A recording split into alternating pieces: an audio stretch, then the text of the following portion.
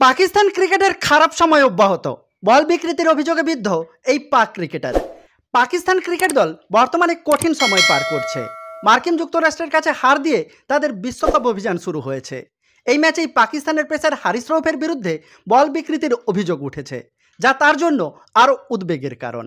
দক্ষিণ আফ্রিকার প্রাক্তন পেসার এবং বর্তমানে আমেরিকার সিনিয়র ন্যাশনাল ক্রিকেট টিমের সদস্য রাস্টি থেরন এই অভিযোগ এনেছেন।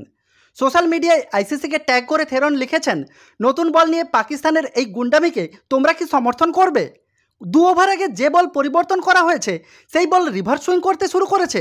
হারিস রাউফ বুড়ো আঙুল দিয়ে বলের ওপর আঁচড় কেটেছে, এই দৃশ্য সবাই দেখেছে। অন্যদিকে ম্যাচ হারার পর পাকিস্তানের অধিনায়ক বাবর আজম তার বোলারদের দোষারোপ করেছেন। তিনি বলেছেন, আমরা আরও ভালো বোলিং করতে পারতাম। প্রথম 6 ওভারে আমরা উইকেট তুলতেই পারিনি। মাঝের ওভারগুলোতেও স্পিনাররা উইকেট নিতে না পারায় আরও চাপে পড়ে দল।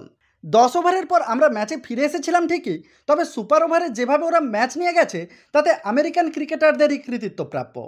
এই পরিস্থিতিতে পাকিস্তান দলকে দ্রুত তাদের বোলিং এবং মাঠের পারফরমেন্স উন্নতি করতে হবে, অন্যথায় তাদের বিশ্বকাপ অভিযান আরও কঠিন হয়ে পড়বে।